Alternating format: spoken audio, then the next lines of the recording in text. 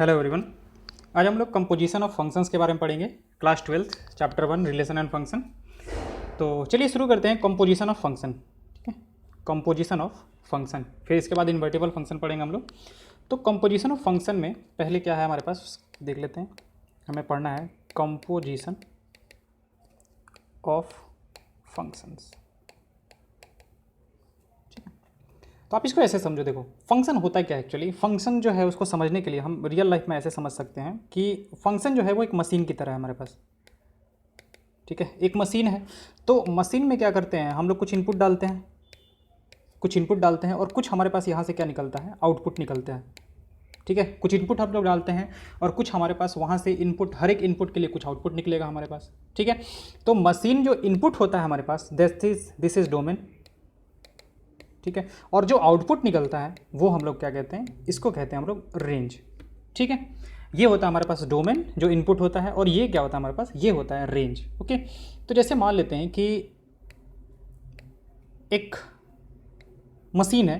ठीक है, एक मशीन है और मशीन क्या है, मतलब मैथमेटिकल मशीन है और ये क्या है हमारे पास, एक्स स्क्वायर है। ठीक है, तो हम लोग जैसे मान लेते हैं कि हम लोगों ने यहाँ से -1 डाला। ठीक है, -1 डाला तो बाहर में कितना निकल के दे देगा हमारे पास, -1 का स्क्वायर 1 निकल के दे देगा हमारे पास। ठीक है, अब फिर हमारे पास 2 डाला। ठीक है, तो 2 डालेंगे तो कितना दे देगा हमारे पास, 4 दे देगा। ठीक है, 3 डाला तो 3 का स्क्वायर कितना दे देगा हमारे पास, 9 दे देगा। तो हमारे पास डोमेन क्या होता है कि इस मशीन में हम लोग क्या फीड डाल सकते हैं। अब जैसे मान लेते हैं कि मशीन जो है हमारा वो पेट्रोल कार है। ठीक है, मशीन जो है हमारे पास वो पेट्रोल कार का मशीन है। तो इनपुट में हम लोग क्या डालेंगे, इनपुट में ऐसा थोड़ी है कि हम लोग कुछ भी डाल देंगे। जिसके लिए मशीन बनाया गया है वही चीज़ हम लोग डाल सकते हैं, अदरवाइज वो काम नहीं करेगा। तो सेम हमारे पास ऐसा भी होता है डोमेन के लिए, कि कोई भी मशीन मैथमेटिकल मशीन है। जैसे मैथमेटिकल मशीन एक मान लेते हैं कि √x है हमारे पास। ठीक है, तो अब यहाँ से अगर -1 अगर हम लोग डालते हैं -1 से, तो ये मना कर देगा, क्योंकि ये मशीन जो है, ये मैथमेटिकल मशीन जो है वो इसके लिए डिफाइंड ही नहीं है। अब यहाँ से 2 डालेंगे, 2 डाला हमने तो ठीक है, 2 से वो आउटपुट हमें दे देगा, √2 दे देगा। ठीक है, अब जैसे यहाँ से -5 डालते हैं, -5 पे अगेन डिफाइंड नहीं है तो ये मना कर देगा। तो जिस पे डिफाइंड होता है, जितने सारे वैल्यूज होंगे जिस पे कि ये डिफाइंड है मशीन, ठीक है, वो सारे वैल्यूज का जो कलेक्शन होगा, जिस पे कि डिफाइंड है, ये -1 एंड -5 नहीं, जिस पे कि डिफाइंड है वो क्या बनाता है मिलके, वो इसका डोमेन बनाएगा, वो इस फंक्शन का डोमेन बनाएगा। ठीक है, रेंज क्या होगा, जितने अलाउड वैल्यूज हैं इधर से, मतलब कि जो भी इसके डोमेन में है, ठीक है, वो सारे वैल्यूज यहाँ से डालते जाओ। जैसे मान लेते हैं कि यही है हमारे पास। ठीक है, अब मान लेते हैं कि डोमेन में हमने सिर्फ 3 एलिमेंट्स लिया। एक्चुअली ये डिफाइंड तो सबके लिए है, पूरे R मतलब कि -∞ से लेके और इन्फिनिटी तक के सारे नंबर्स के लिए डिफाइंड है।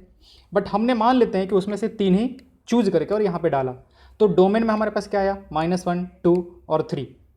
ठीक है, -1, 2 और 3 आया। रेंज क्या हो जाएगा हमारे पास, रेंज हो जाएगा 1, 4 और 9। तो इस फंक्शन के लिए अगर ये मशीन हम लोग इस तरीके से बना रहे हैं तो इसका हम लोग डोमेन कह देंगे कि डोमेन जो है हमारे पास वो क्या है, -1 है, 2 है और 3 है। ठीक है, और रेंज क्या हो जाएगा हमारे पास, रेंज जो हो जाएगा वो हो जाएगा हमारे पास 1, 4 और 9। और कोडोमेन क्या हो जाएगा हमारे पास, तो कोडोमेन होता है हम लोग एक ऐसा सेट ले लेंगे, जैसे हम लोग सेट चैप्टर में पढ़ते थे कि एक ऐसा सेट ले लो, ठीक है, जिसमें कि जो भी हमारे पास रेंज बने ना, रेंज जो भी बने वो उसका सबसेट हो जाए। तो आप इसको समझो कि ये वाला जो पार्ट है यू जो होता है वो कोडोमेन है और ये वाला जो है वो रेंज है। तो कुछ भी हम यहाँ से चाहें तो कोडोमेन को R ले सकते हैं, कोडोमेन को चाहे तो N ले सकते हैं। ठीक है, कोडोमेन को चाहे तो इंटीजर ले सकते हैं। होना क्या चाहिए हमारे पास कि कोडोमेन इस रेंज मतलब कि ये रेंज जो होना चाहिए हमारे पास वो कोडोमेन का एक सबसेट होना चाहिए। तो इन तीनों का ही सबसेट है, तो कोडोमेन चाहे तो हम लोग कुछ भी ले सकते हैं। अब वो आपका दिया रहता है, जैसे वहाँ पे फंक्शन में जैसे दिया रहता है f from A to B, इस तरीके से दिया रहता है। तो यहाँ पे हमें पता है कि पहले जो दिया रहता है ये होता है डोमेन, और ये जो होता है हमारे पास वो होता है कोडोमेन। ठीक है, रेंज हमें खुद से निकालना होता है, रेंज वो हर बार देता नहीं है, रेंज हमें खुद से निकालना होता है। तो अलाउड वैल्यूज जो भी हैं डोमेन में, ठीक है, उन सब पे वैल्यूज निकालेंगे, और जो मिनिमम वैल्यू और मैक्सिमम वैल्यू आता है अगर कंटिन्यूअस है तो, या डिस्क्रीट है तो 1, 4, 9 इस तरीके से, तो ये जो हो जाएगा हमारे पास वो रेंज हो जाएगा। तो हमने क्या बोला कि ये क्या होता है, एक मशीन की तरह होता है जिसमें कुछ इनपुट होता है हमारे पास, कुछ इनपुट होता है।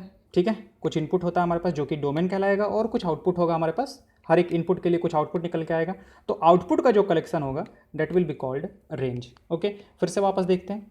जैसे मान लेते हैं कि हम यहाँ से एक मशीन बना देते हैं, मशीन जिसका कि डेफिनेशन दे देते हैं साइन एक्स। ठीक है, तो एक मशीन है, एफ एक्स इक्वल टू कितना है हमारे पास, साइन एक्स है। ठीक है, अब हमने क्या किया, हमने यहाँ से फीड डाला, जीरो डाला, इनपुट डाला, तो बाहर में कितना निकलेगा हमारे पास, जीरो निकलेगा। ठीक है, फिर हमने यहाँ से π/6 डाला, 30 डिग्री डाला, तो यहाँ से कितना आ जाएगा, हाफ आ जाएगा हमारे पास।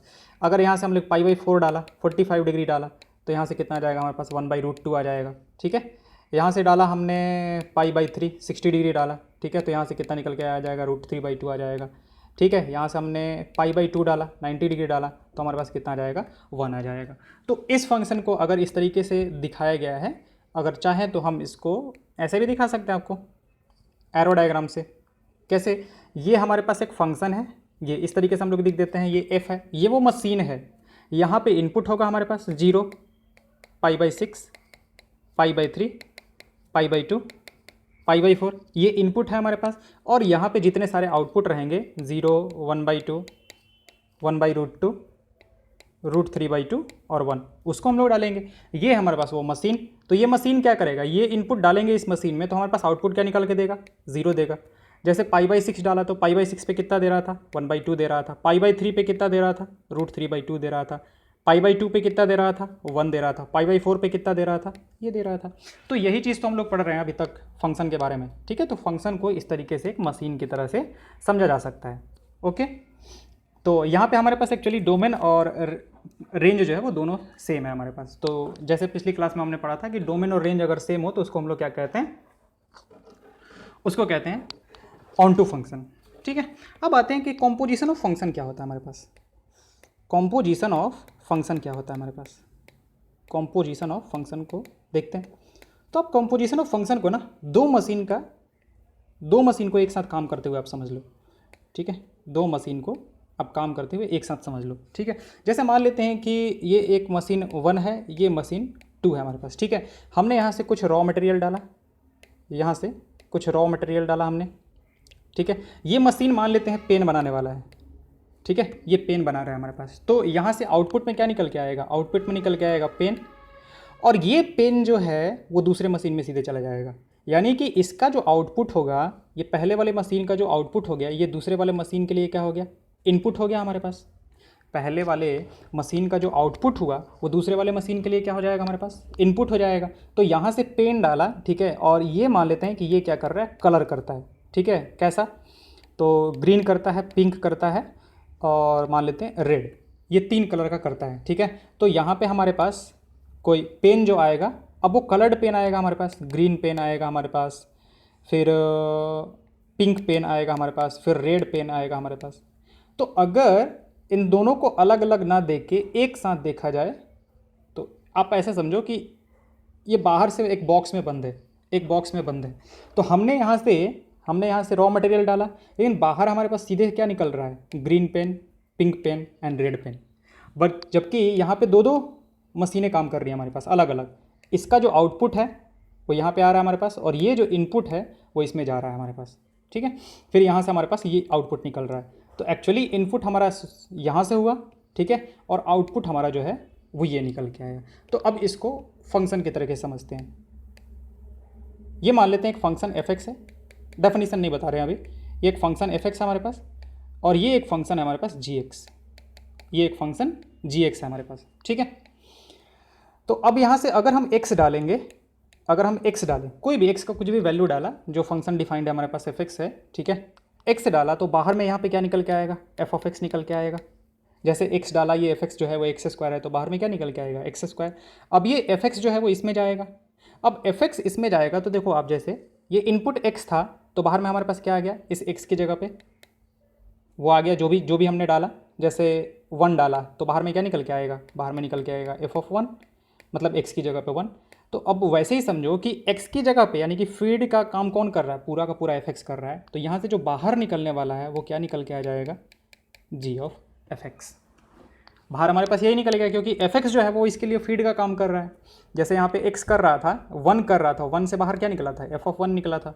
तो यहाँ पे पूरा का पूरा एफ एक्स जो है वो इसके फीड का काम करेगा। तो फीड का काम अगर एफ एक्स कर रहा है तो बाहर क्या निकलेगा, जी ऑफ एफ एक्स निकलेगा हमारे पास। अब इन दोनों को आप एक साथ कंबाइन करके देखो, इन दोनों को एक साथ कंबाइन करके देखो, तो एक्चुअली क्या हुआ है हमारे पास, हमने फीड तो एक्स डाला था, लेकिन बाहर देखो क्या निकल के आ गया है, जी ऑफ एफ एक्स निकल के आ गया है। तो यही जो होता है ना, इसी को हम लोग कहते हैं, ये वाले पार्ट को हम लोग कहते हैं composition, composition of function.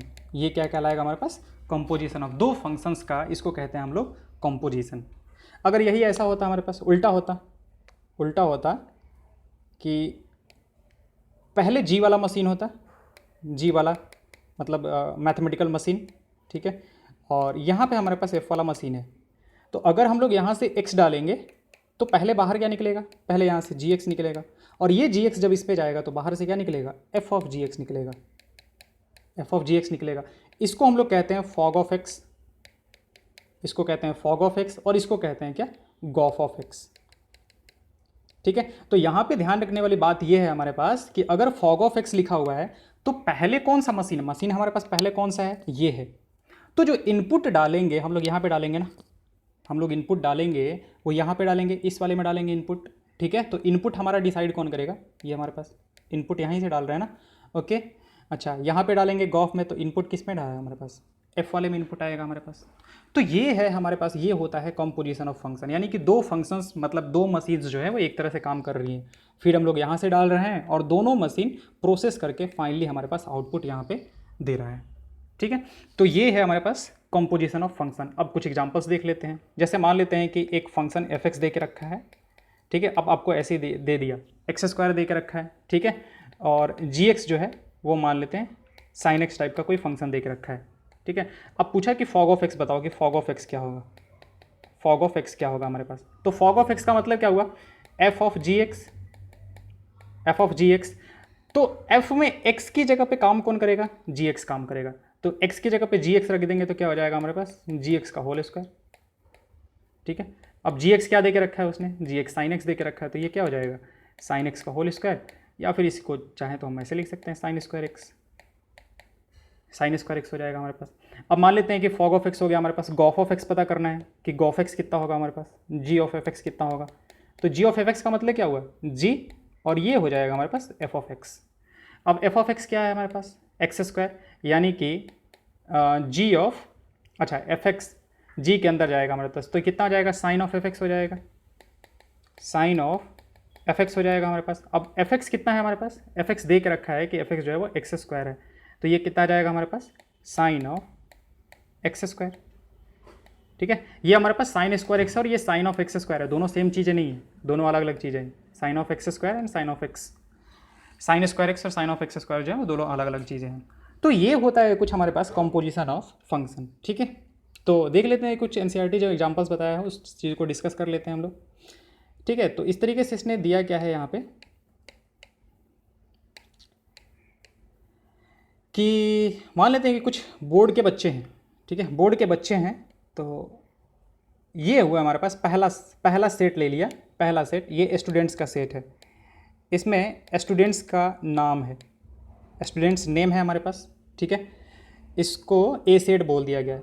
Consider set A of all students appeared in class 10th of board examination 2006 में कहो किसी में भी।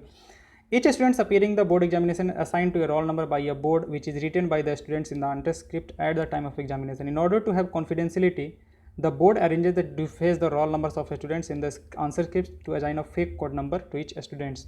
Let B belongs to natural number, so B is a subset of natural number, B the set of roll numbers. अच्छा ठीक है, देखो अब ये A स्टूडेंट्स हैं, अब ये जो B हैं हर एक स्टूडेंट को क्या किया गया, एक रोल नंबर दे दिया गया हर एक स्टूडेंट को। जैसे मान लेते हैं कि सोहन है, मोहन है, रामू है, सामू है, ठीक है, और गीता है, ये मान लेते हैं, ठीक है, इस तरीके से हैं। अब इसको एक रोल नंबर दे दिया गया, रोल नंबर 12 दे दिया गया, इसको मान लेते हैं रोल नंबर 15 दे दिया गया, इसे रोल नंबर 18 दे दिया गया, ठीक है, इसको रोल नंबर 21 दे दिया गया और इसको रोल नंबर 30 दे दिया गया, ठीक है।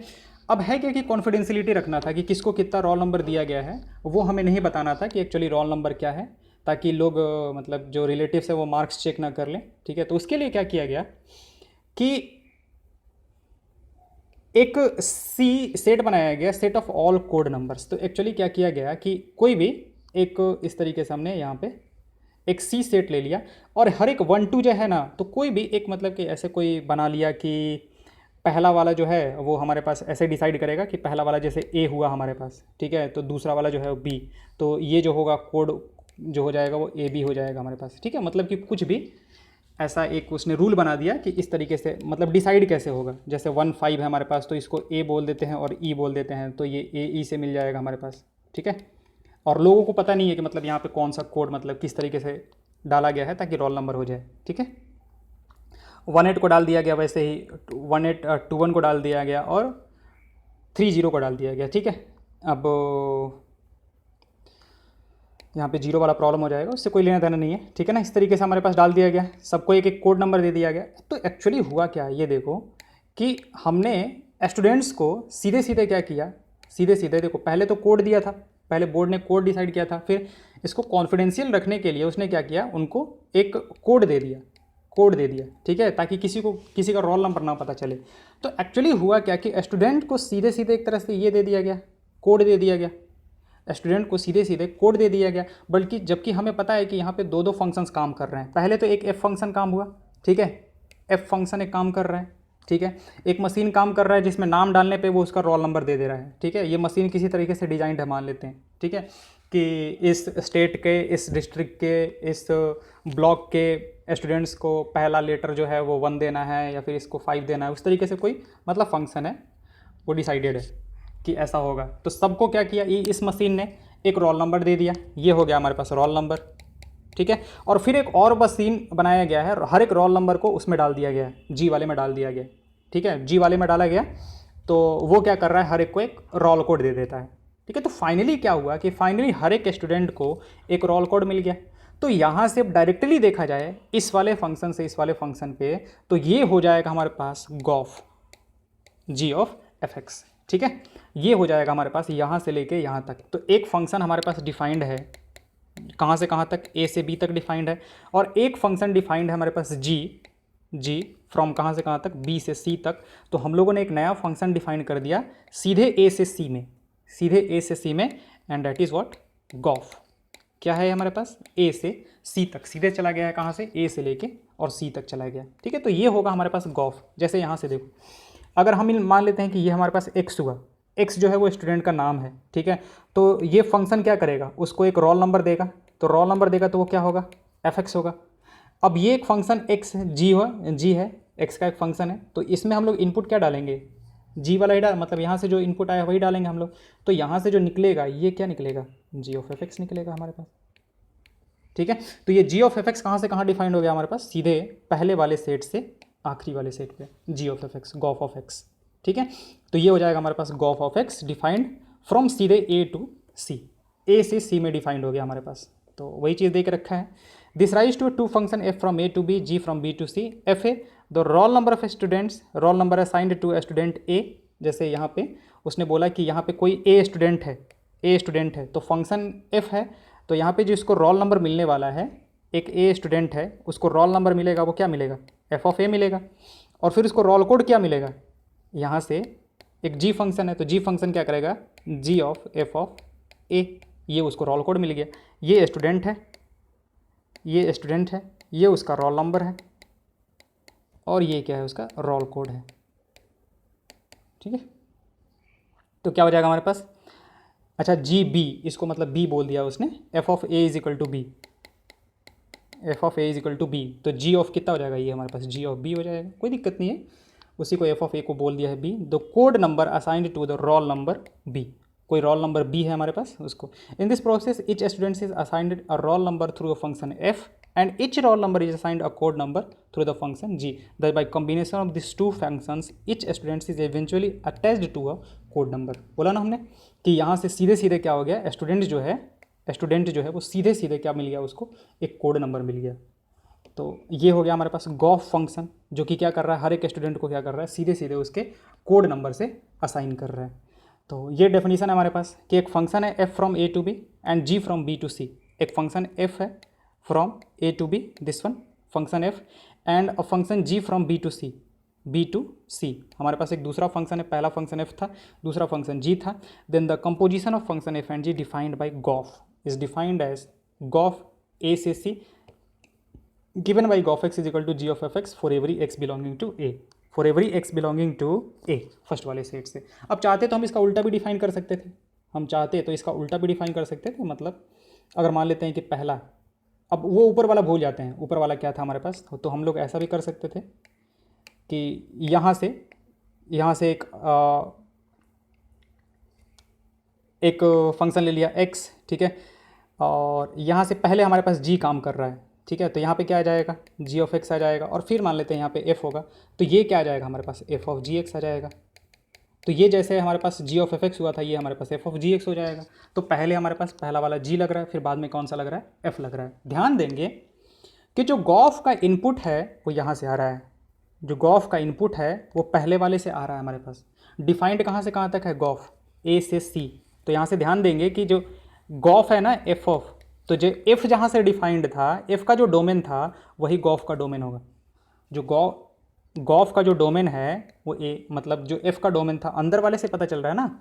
हम लोग जो इनपुट डाल रहे हैं, हम लोग जहाँ पे इनपुट डाल रहे हैं वो कहाँ से डाल रहे हैं, पहले वाले से ही डाल रहे हैं, ठीक है। तो जो गॉफ होगा, गॉफ का जो डोमेन होगा, उसके लिए कहाँ पे देखेंगे हम लोग, यहाँ पे देखेंगे, इस वाले पार्ट पे देखेंगे, ठीक है। तो कुछ एग्जांपल्स देख लेते हैं हम लोग।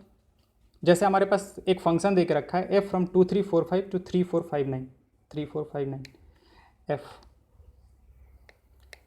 This is example number 15। Example number 15 कह रहा है हमारे पास कि एक फंक्शन है जो इस तरीके से डिफाइंड है 2345 से दूसरे वाले सेट पे 3459 यहाँ से यहाँ तक डिफाइंड है। अब देख लेते हैं कि कौन किससे जोड़ के रखा है उसने।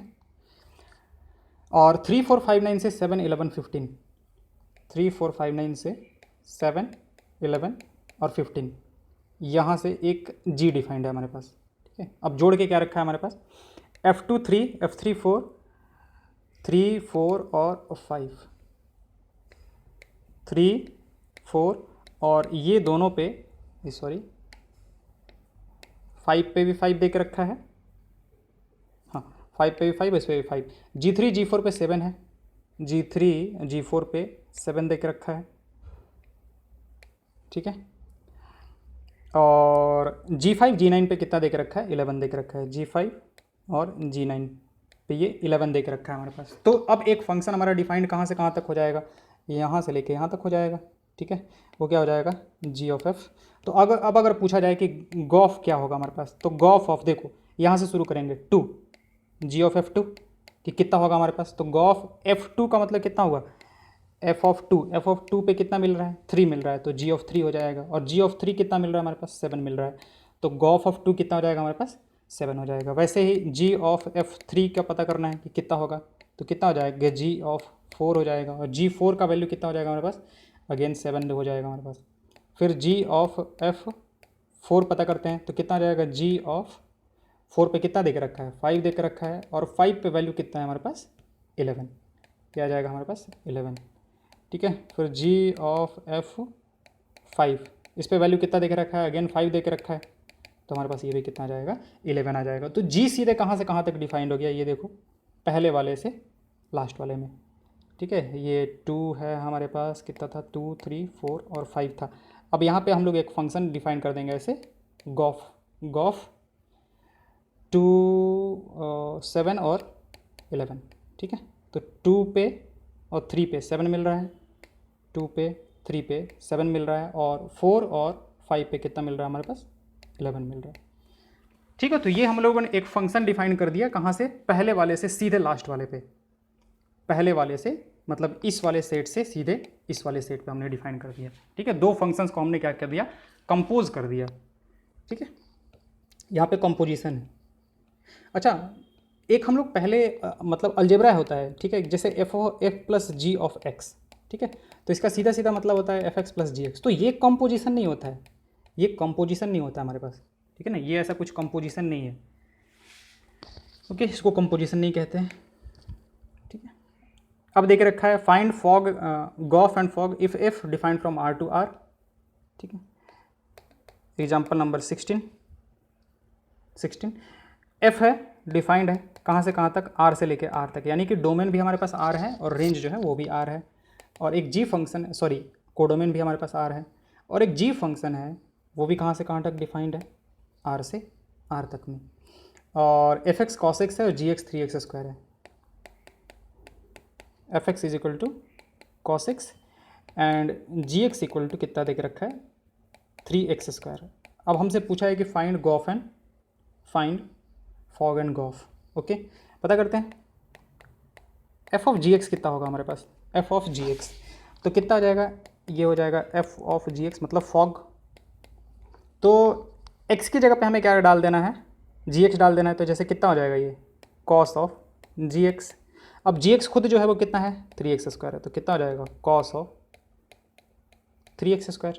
वैसे ही गॉफ ऑफ एक्स कितना हो जाएगा हमारे पास, gof of x is equal to g of f x, g of f x. तो कितना हो जाएगा हमारे पास, जी दिस वन एक्स की जगह पे हमारे पास कितना आ जाएगा, एफ एक्स का whole square is equal to 3, और एफ एक्स कितना देख रखा है, कॉस एक्स देख रहता है, तो 3 कॉस एक्स का कितना हो जाएगा होल स्क्वायर, या फिर 3 कॉस स्क्वायर एक्स। अब उसने पूछा है कि फॉग और गॉफ बराबर नहीं, डेफिनेटली बराबर नहीं है। ये हमारे पास cos of 3x² is not equal to 3 cos square x, definitely दोनों बराबर नहीं है हमारे पास। ठीक है, यहाँ से वैल्यू कुछ और आएगा, यहाँ से वैल्यू कुछ और आएगा, किसी के लिए सेम आ सकता है, बट ऐसा इसका मतलब नहीं है कि वो दोनों बराबर हो। अब या फिर एक्स के किसी वैल्यू के लिए सेम ना आए, 0 पे इधर से 1 आएगा, इधर से 3, आई थिंक किसी के लिए भी सेम नहीं आएगा। ठीक है, तो यहाँ से हम लोग देख के कह सकते हैं कि हाँ जो फॉग है वो गॉफ के बराबर नहीं है। तो इसने पहली चीज़ यही पूछा था, इस वाले क्वेश्चन में यही पूछा था। ठीक है, note that for x equal to 0 this. अच्छा, सिर्फ इसने एक ही के लिए बात की है, अब ऐसा कुछ नहीं है। मतलब ऐसे दो फंक्शंस बराबर कब होते हैं हमारे पास, जब मतलब कि f x equal to g x कब होता है हमारे पास, g x equal to f x. ठीक है, सच दैट मतलब कि ये एक्स का हर एक वैल्यू जो डोमेन में होता है और एक्स का जो भी वैल्यू डाला जाए यहाँ पे दोनों बराबर आ जाए। तो उसने किसी एक के लिए बता दिया कि एक्स का वैल्यू 0 रखा, तो इधर से कितना आ जाएगा, इधर से हमारे पास 3 आ जाएगा, और इधर से हमारे पास कितना आ जाएगा 1 आ जाएगा, तो 3 इज नॉट इक्वल टू 1। तो एक ही पे बराबर नहीं हुआ, तो हम लोग कह सकते हैं कि ये दोनों फंक्शंस जो हैं वो बराबर नहीं है। ओके, नेक्स्ट चलते हैं। नेक्स्ट हमारे पास देख रखा है so that if F defined from r minus 7/5। अच्छा, अब यहाँ पे देखते हैं कि r माइनस 7/5 इसने क्यों करके रखा है। f जो है वो है हमारे पास r माइनस 7/5 से r माइनस 3/5 और एफ एक्स का जो डेफिनीसन देख रखा है इसने वो देख रखा है 3x + 4 upon 5x - 7, 3x + 4 upon 5x - 7। अब दो चीज़ें यहाँ पे देख रखी है उसने कि पहली चीज़ कि डोमेन से उसने 7/5 गायब किया है, डोमेन से 7/5 गायब किया है, क्योंकि बोल रहा है कि r है मतलब पूरा रियल नंबर ले लो, बस 7/5 ना लो। ठीक है, सब कुछ चलेगा, 7/5 नहीं चलेगा। अब 7/5 क्यों नहीं चलेगा, क्योंकि ये 7/5 पे ना डिनोमिनेटर 0 हो जाएगा, और अगर डिनोमिनेटर 0 हो गया तो ये फंक्शन जो होगा वो नॉट डिफाइंड हो जाएगा। फंक्शन जो हो जाएगा 7/5 पे नॉट डिफाइंड हो जाएगा, इसलिए उसने ये पहले ही गायब कर दिया है। ठीक है, अगर नहीं करता ना तो फिर ये क्वेश्चन वैलिड ही नहीं रह जाता। ठीक है, अब मान लेते हैं कि जैसा जेई वगैरह में पूछता और ये अगर गायब कर दे तो उसको बोनस करना पड़ जाएगा। ठीक है, तो इस तरीके से उसको बताना पड़ेगा कि हाँ ये मतलब हम पहले ही बता रहे हैं अपने बचने के लिए, वो बुक दे दिया कि हाँ भाई 7/5 जो है वो नहीं है। ठीक है, ताकि बाद में लो हल्ला ना करे कि हमको बोनस चाहिए बोनस चाहिए। तो ये क्या हो गया हमारे पास 7/5 हटाना पड़ेगा। 3/5 क्यों हटाया है, तो इसका मतलब ये हुआ कि ये तो कोडोमेन था हमारे पास, कोडोमेन था, बट कोडोमेन में से 3/5 घटाया है, क्योंकि 3/5 ना ये नहीं आ सकता है। एफ का वैल्यू ये देखो, ये क्या होता है हमारे पास x होता है, और एफ का वैल्यू जो होता है वो यहीं से आता है ना, कोडोमेन वाले में से ही आता है। ठीक है, अगर ये डोमेन होता है हमारे पास, ये कोडोमेन होता है, अगर यहाँ से हम लोग कोई x उठाते हैं तो एफ जो है हमारे पास वहीं पे तो आता है ना। तो ये कह रहा है ना कि एफ जो है वो 3/5 नहीं आ सकता है। तो 3/5 क्यों नहीं आ सकता है वो देखो, दिखा देते हैं कि एफ का वैल्यू 3/5 रख के देख लो। ये हो जाएगा 3x + 4 divide by 5x - 7, cross multiply करो तो कितना आ जाएगा ये हमारे पास 15x - 21 is equal to 15x plus कितना 21, 15x चला गया, -21 is equal to 20, which is not true, which is not correct. ठीक है, ये सही नहीं है, इसलिए उसने यहाँ से क्या कर दिया है, इसको भी हटा दिया है। कि रेंज में हमारे पास 3/5 नहीं हो सकता है और डोमेन में 7/5 नहीं हो सकता है, और वो तो क्लियर है कि वो दोनों में से कुछ भी नहीं हो सकता है। ओके, और फिर एक g डिफाइन किया है r-3/5, एक फंक्शन g डिफाइन किया है r-3/5 से r-7/5 या फिर 5/7, 7/5, 7/5, और gx का डेफिनेशन दे के रखा है। ठीक है, ये g का डोमेन हो गया, ये g का कोडोमेन हो गया, और gx का जो डेफिनेशन है वो 7x + 4 / 5x - 3, 7x + 4 / 5x - 3। अब यहाँ से भी सेम वहाँ पे जो एक्सप्लेनेशन दिया था वही एक्सप्लेनेशन कि 3/5 क्यों गायब है, 7/5 क्यों गायब है, वही चीज़ है हमारे पास। अब उसने कहा है कि then f o g is equal to IA and Gauff is equal to IB। F o g जो है, f o g is equal to IA। अब ये क्या है हमारे पास, ये IA क्या लेता है हमारे पास, IA या फिर IB जो होता है ये क्या होता है हमारे पास, आइडेंटिटी फंक्शन। अब आइडेंटिटी फंक्शन का मतलब ये हुआ था ना कि जो हमने इनपुट डाला वही आउटपुट दे देगा। आइडेंटिटी फंक्शन क्या होता है कि जो इनपुट डाला वही हमारे पास आउटपुट निकल के आ जाएगा। ये कोई मान लेते हैं कि डेफिनेशन फंक्शन है, ठीक है, यहाँ से जो भी डाला ना, यहाँ से जो भी डाला वही हमारे पास बाहर निकल के आ गया। ठीक है, ऐसा कुछ है। तो ये बताओ कि यहाँ पे जो डालते हैं हम लोग फॉग में, जो डालते हैं फॉग में हम लोग जो डोमेन वाला पार्ट डालेंगे वो कहाँ पे डालेंगे, जी में डालेंगे, जी में डालेंगे, और गॉफ में कहाँ में डालेंगे, जी ऑफ एफ एक्स। वो एफ वाले का जो डोमेन होगा वहाँ से डालना शुरू करेंगे ना। तो अच्छा एक चीज़ और देख लो, यहाँ पे ए को r-3/5 बोला है, r-3/5, यानी कि ये ए बोला है, ये बी बोला है। ठीक है, यानी कि ये जो है हमारे पास this one is b and this one is a. तो जब फॉग निकालेंगे, जब हम लोग यहाँ से फॉग निकालेंगे तो देखो इनपुट कहाँ से डालेंगे, यहाँ से डालेंगे, इनपुट जी वाले में डालेंगे, और जी वाले का जो डोमेन है देखो क्या है, ए है। तो हमने बोला ना कि जहाँ से जो भी डालेंगे ना, यहाँ से अगर 2 निकाल के डाला तो 2 ही बाहर आ जाएगा, लेकिन 2 डाल कहाँ से रहे हैं हम लोग, यहाँ से डाल रहे हैं ए से, तो इसलिए हम लोग यहाँ पे आइए लिखेंगे। यहाँ पे गॉफ वाले में देखो एफ एक्स है हमारे पास, तो डालेंगे कहाँ से हम लोग, एफ वाले के डोमेन से, और एफ वाले का डोमेन क्या है, बी है, इसलिए बाहर में हम लोग क्या लिखेंगे, आई बी। ठीक है, तो f o g is equal to I and Gauff is equal to I B. ये हमारे पास आई ए और आई ए का आई ए और आई बी का मतलब ये हुआ हमारे पास, ये ए जो दे रहा है ना ये सेट है, ये जी का डोमेन है, ये बी जो है वो एफ़ का डोमेन है, एफ़ का जो डोमेन है वो क्या है, यही तो है बी, और जी का जो डोमेन है वो क्या है हमारे पास, जी का जो डोमेन है वो ए है। तो वही चीज़ वहाँ पे उसने दे के रखा है। ओके, अब ये क्या कह रहा है, I a x is equal to x, वही देखो identity function are called identity function on sets a and b respectively. Actually so that हमें करना है कि fog is equal to I a and Gauff is equal to I b. तो बस सीधा सा क्या कर देना है, जी ऑफ एफ एक्स निकाल दो। जी ऑफ एफ एक्स का मतलब क्या होगा हमारे पास कि एफ एक्स, चलो यहाँ पे कर ही लेते हैं हम लोग,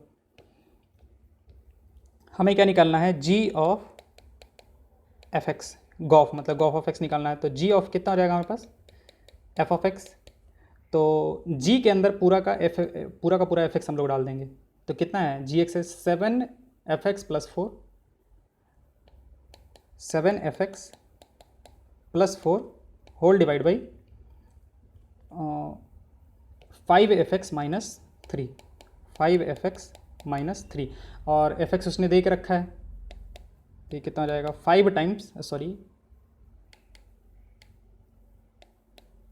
7 टाइम्स एफ एक्स क्या दे के रखा है, एफ एक्स दे के रखा है हमें 3x + 4 / 5x - 7, 3x + 4 / 5x - 7 plus 4 whole divide by 5 times 3x + 4 / 5x - 7 - 3। Solve कर लेते हैं फटाफट से इसको। अगर सॉल्व करें तो ऊपर में कितना आ जाएगा, 7 टाइम्स 21x + 21 41x हो जाएगा हमारे पास, 41x आई थिंक सही है। और ये हो जाएगा हमारे पास 28 और -28, तो वो तो चला गया हमारे पास, 28 - 28 पूरा का पूरा ख़त्म हो जाएगा हमारे पास। ठीक है, यहाँ से आ जाएगा 15x माइनस का 15x, तो वो तो 0 हो गया हमारे पास, और 20 और प्लस 21, तो हमारे पास आ जाएगा 1। अच्छा 20 + 21 41 एक्चुअली 41, तो 41 से 41 चला गया तो बाहर क्या निकल के आ गया हमारे पास, x निकल के आ गया। अब ये x जो होगा, ये x यहाँ से जो निकल के आएगा वो कहाँ से निकल के आएगा हमारे पास, x वाले के डोमेन से, ठीक है।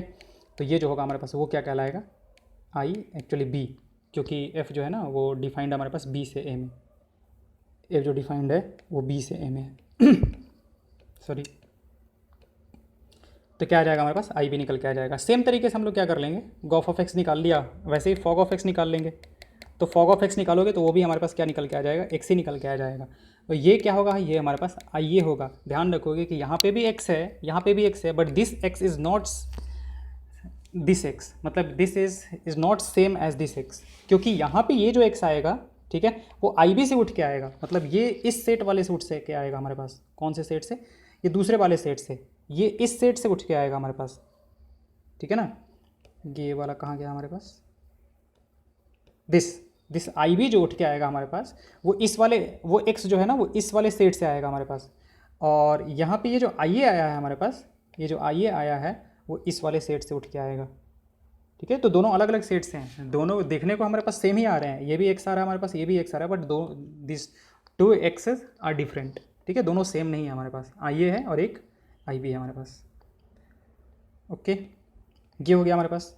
अगला देखते हैं, अगला कह रहा है कि so that if A from A to B and g from B to C are 1 1। Okay, एक फंक्शन एफ है, f defined from A to B, and एक फंक्शन जी है फ्रॉम बी टू सी, ठीक है, सॉरी, एक function g है जो कि कहाँ से कहाँ तक डिफाइंड है हमारे पास, बी से c. Okay, are 1 1, then gof A to c is also 1 1। Okay, अब ये बोला है कि ये भी हमारे पास 1 1 है और ये भी हमारे पास 1 1 है। अब 1 1 होने का मतलब क्या हुआ कि अब f of x one equal to f of x two से शुरू करेंगे, ठीक है। तो जो इनपुट है वही निकल के आ जाएगा बाहर हमारे पास, x1 इक्वल टू x2, इस तरीके से दोनों बराबर होंगे, दोनों इनपुट सेम हमारे पास यहाँ से मतलब हुआ 1 1 का मतलब g of x1 g of x2, तो बाहर हमारे पास ये दोनों जो होंगे वो बराबर ही आएंगे। तो उसने कहा है कि गॉफ जो है वो भी 1 1 होगा, ये प्रूफ करो। तो हम लोग को मतलब शुरू कहाँ से करेंगे, Gauff x1 equal to Gauff x2, और हम लोग पहुँच कहाँ जाएंगे, फाइनली हमें पहुँच जाना है बस x1 इक्वल टू x2 पे। अगर x1 x2 के बराबर आ गया तो फिर सी, ठीक है। अच्छा, गॉफ ऑफ x1 का मतलब क्या हुआ, g ऑफ एफ x1, और गॉफ ऑफ x2 का मतलब क्या हुआ, g ऑफ एफ x2, ये मतलब हुआ हमारे पास। अब g के अंदर जो भी हमने डाला है, g के अंदर जो भी हमारे पास इनपुट है वो तो हमारे पास सेम बाहर निकल के आ जाएगा, ठीक है, क्योंकि ये दोनों क्या है हमारे पास, ये फंक्शन 1 1 है, तो ये जो होगा इनपुट जो होगा वो बराबर होगा। तो इसमें इनपुट क्या है, f x one f x two, तो इसका मतलब ये हुआ कि f x one will be what, f x two, और यहाँ से हमारे पास क्या निकल के आ जाएगा, f x one f x two से x one equal to x two. तो हम लोग यहाँ तक पहुँच गए। शुरू हमने कहाँ से किया था, यहाँ से शुरू किया था, यहाँ पे पहुँच गए। तो यही तो होता है हमारे पास 1 1 का डेफिनेशन। तो ये भी हमारे पास क्या हो जाएगा, 1 1 हो जाएगा। ओके, फिर एग्जाम्पल नंबर 19 करते हैं। एग्जाम्पल नंबर 19 क्या देख रखा है, so that if from A to B and g from B to C are onto, then gof A to C is also onto. अब देखो यहाँ से क्या देख रखा है कि एक फंक्शन f है from A to B and एक फंक्शन g है फ्रॉम बी टू सी। अब उसने बोला है कि f भी ऑन टू है, इसका मतलब कि अगर यहाँ पे मान लेते हैं 4 इमेज है हमारे पास, तो चारों के चारों जो हैं वो किसी ना किसी के इमेज हैं, यहाँ पे किसी ना किसी के प्री इमेज मतलब इमेज है हमारे पास, ठीक है। अच्छा, जी जो है वो भी ऑन टू है। अब मान लेते हैं कि यहाँ पे भी हमारे पास 3 4 हैं, जो भी हैं, ठीक है। तो अगर जी भी ऑन टू है, इसका मतलब कि यहाँ पे ये भी जो है ये भी किसी ना किसी का इमेज है। तो इसका मतलब ये हुआ, चलो मान लेते हैं कि ऐसा हुआ कि ये इससे जुड़ा हुआ है हमारे पास, ये इससे जुड़ा हुआ है, ये इससे जुड़ा हुआ है, और ये दोनों जो है वो लास्ट वाले वो इससे जुड़े हुए हैं हमारे पास, ठीक है। अब यहाँ से फिर इस तरीके से देखते हैं, मान लेते हैं कि ये इससे जुड़ा हुआ है हमारे पास, ये इससे जुड़ा हुआ है, ये इससे जुड़ा हुआ है, अब ये इससे जुड़ा हुआ है। तो गॉफ जो है वो डिफाइंड कहाँ से कहाँ तक होता है, यहाँ से लेके यहाँ पे गॉफ। तो गॉफ ऑन टू कब होगा, तो गॉफ के लिए डोमेन कौन सा काम करता है, ये डोमेन का काम करेगा। कोडोमेन का काम कौन करेगा, कोडोमेन का काम हमारा ये करेगा। तो अब यहाँ से दिख सकता है कि अगर दोनों के दोनों ऑन टू है तो यहाँ पे कोई भी खाली नहीं रहेगा, क्योंकि यहाँ के हर एक एलिमेंट के लिए यहाँ पे कोई एलिमेंट होगा। रीज़न क्या है कि गॉफ ऑन टू है। और यहाँ के हर एक एलिमेंट के लिए कोई ना कोई इधर में एलिमेंट होगा। रीज़न क्या है कि एफ भी हमारा ऑन टू है, एफ भी ऑन टू है। तो उसने वही कहा है कि given any arbitrary constant z belongs to c, यहाँ से कोई भी जेड उठाया तो यहाँ पे कोई ना कोई वाई जरूर होगा such that g of y is equal to z. कोई ना कोई यहाँ पे वाई हमारे पास जरूर होगा such that g of y is equal to z. Y किस में, वाई ये वाले में, ठीक है। और अगर एफ ऑन टू है तो इस वाई के लिए कोई ना कोई एक्स जरूर होगा, कोई ना कोई एक्स जरूर होगा such that f of x is equal to y, ठीक है। तो वही कह रहा है given any arbitrary element z, कोई भी एलिमेंट उठाया यहाँ से इस वाले सेट से, there exist a preimage y of z such under g such that g y is equal to z. क्योंकि अगर यहाँ पे जेड कोई एलिमेंट है और ये ऑन टू है तो ये इसका पक्का कोई ना कोई प्री इमेज होगा। तो मान लेते हैं कि वो वाई है तो y g y is equal to क्या हो जाएगा, जेड हो जाएगा। तो यहाँ पे तो सबके लिए यहाँ पे कोई ना कोई है, ओके। और since g is onto, further y belongs to B, y जो है वो बी से बिलोंग कर रहा है। There exist element x in A such that f of x is equal to y. तो हर एक जेड के लिए एक वाई है और हर एक वाई के लिए एक क्या है यहाँ पे एक्स है। तो फाइनली हमारे पास यह क्या हुआ, जेड जो है वो किसी ना किसी से यहाँ पे कनेक्टेड है। तो यहाँ का हर एक एलिमेंट किसी ना किसी से अगर कनेक्टेड है ही तो ऑन टू तो हो गया ना।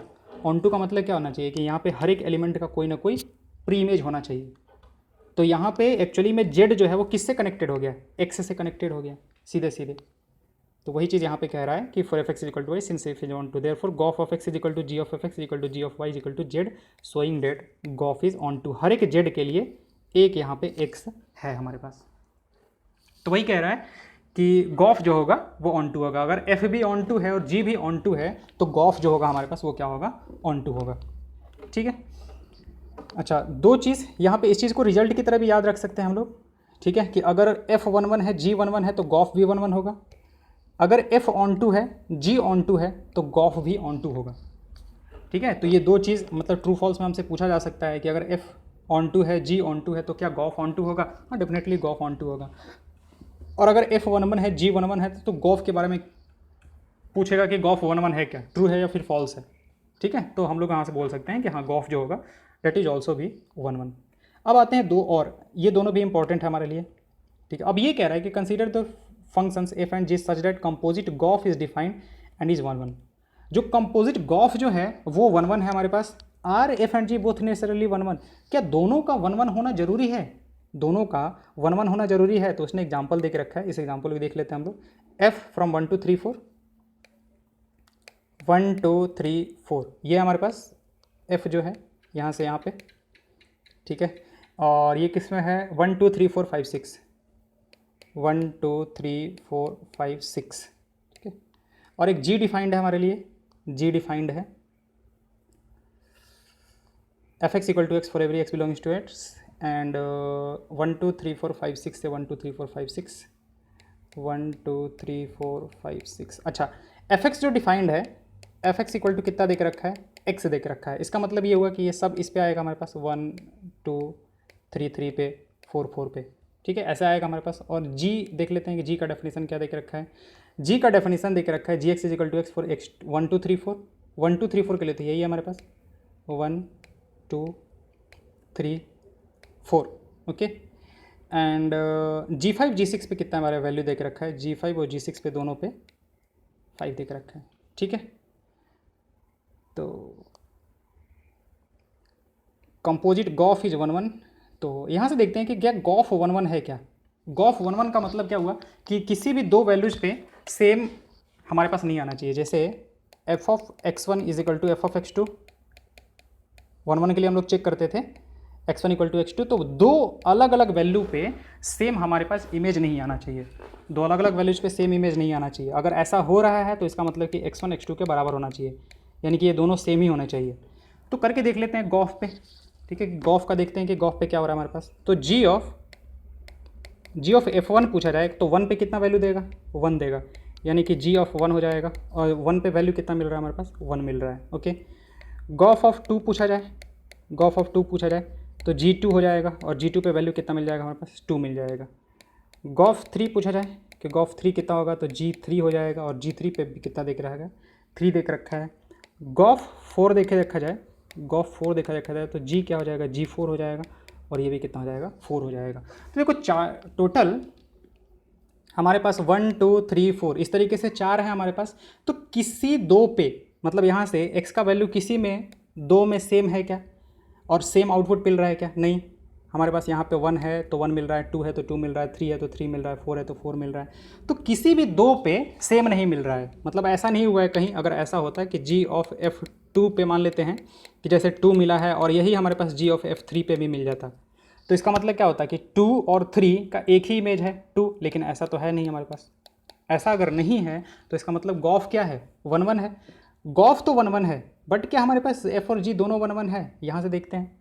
1 का इमेज 1, 2 का इमेज 2, 3 का इमेज 3, 4 का इमेज 4, ठीक है। यहाँ पे 1 का इमेज 1, 2 का इमेज 2, 3 का इमेज 3, 4 का इमेज 4, 5 का इमेज 5 और 6 का इमेज 5, दो का एक ही इमेज है, दो का एक ही इमेज है। तो ये क्या हो गया, ये तो मैनी 1 हो गया, ये मैनी 1 हो गया, ये 1 1 हो गया हमारे पास।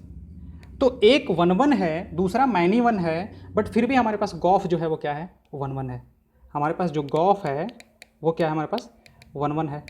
तो उसने जो स्टेटमेंट दे के रखा है कि consider function f and g such that composite gof is defined as 1 1, are this and this necessarily 1 1, नहीं, ऐसा कोई ज़रूरी नहीं है हमारे पास, ठीक है।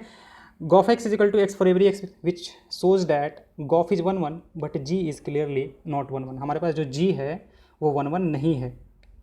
तो अगर गॉफ 1 1 है, गॉफ 1 1 है, तो हम लोग ये नहीं कह सकते कि हमारा एफ और जी दोनों जो होगा वो 1 1 होगा।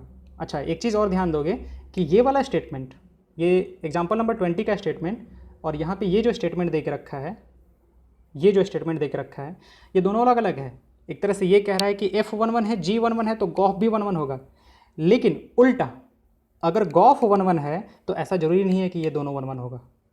ध्यान देंगे, ठीक है, कि इस साइड से सही है, इस साइड से सही चल रहे हैं कि अगर एफ 1 1 है, ठीक है, अगर उसने दिया कि एफ 1 1 है, जी 1 1 है, तो गॉफ 1 1 होगा। बट अगर गॉफ 1 1 है तो ज़रूरी नहीं है कि ये दोनों 1 1 होगा। हमने प्रूफ कर दिया यहाँ पे इस वाले एग्जांपल में कि अगर गॉफ 1 1 है तो ज़रूरी नहीं है कि एफ और जी दोनों के दोनों 1 1 हो। यहाँ पे हमारे पास क्या दिखा रहा है, मैनी 1 दिखा रहा है। एक हमारे पास मैनी 1 था, पर फिर भी हमारे पास गॉफ क्या आ गया, गॉफ जो है वो 1 1 था। गॉफ 1 1 था, बट जी जो था हमारे पास वो नॉट 1 1 था, ठीक है।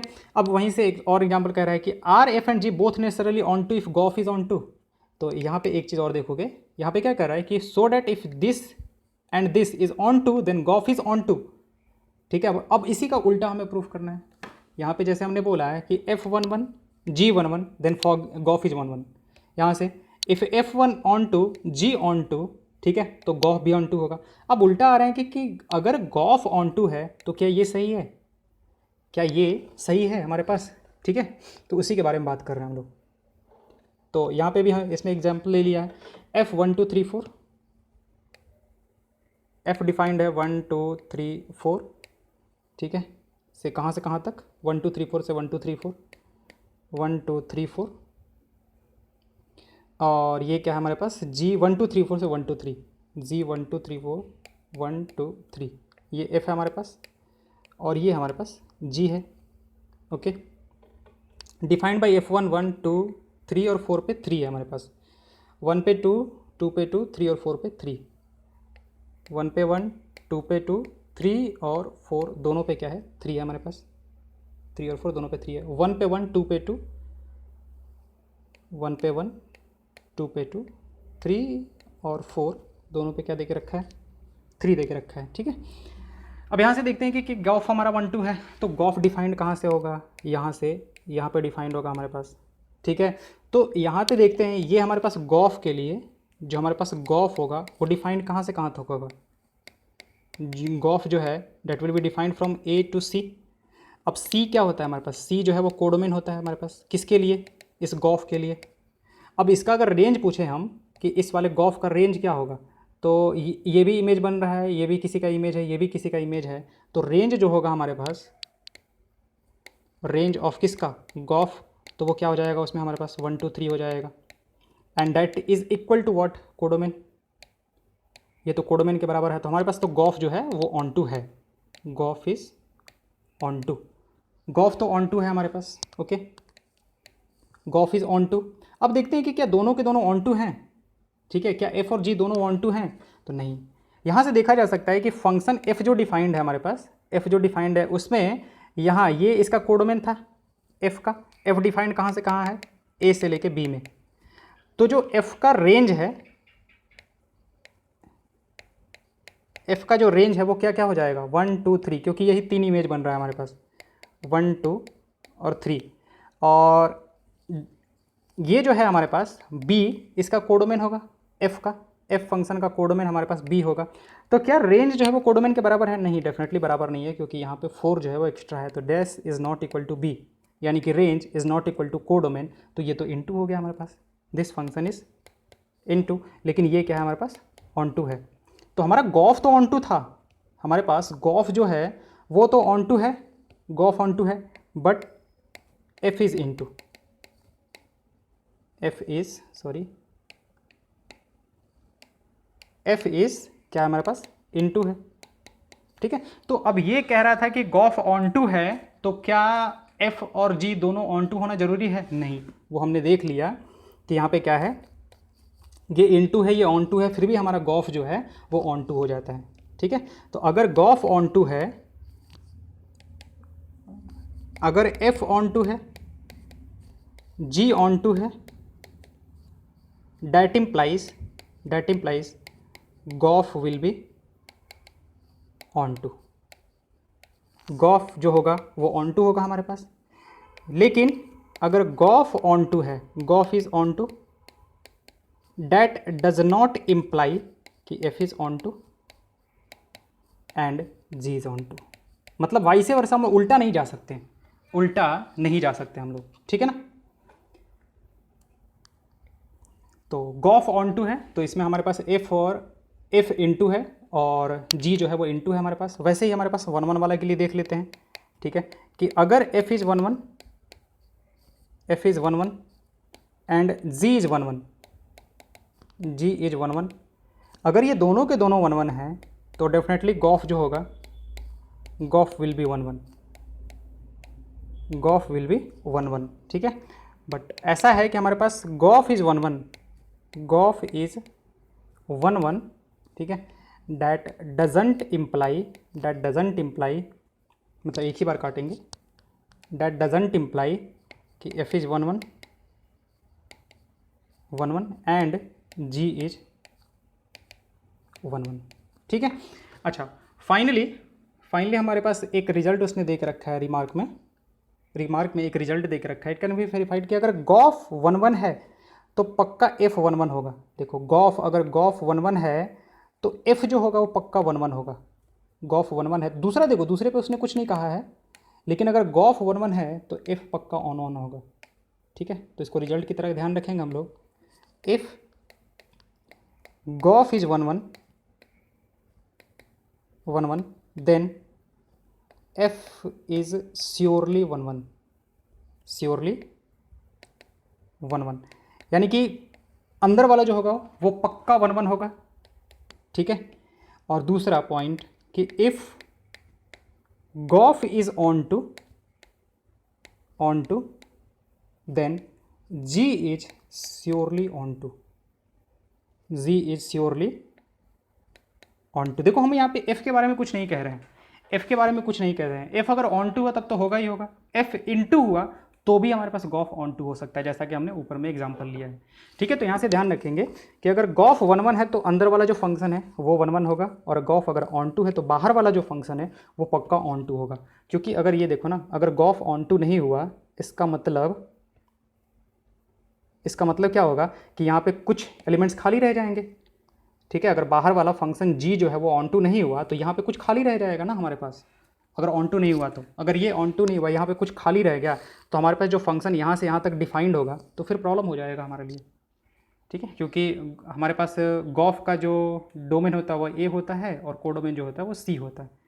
तो जो सी है हमारे पास उसमें कुछ खाली रहेगा तो गॉफ जो होगा वो ऑन टू नहीं हो पाएगा, ठीक है। तो फाइनली हमारे पास ये रिजल्ट्स आते हैं, तो इसको एक बार अच्छे से देख लेंगे।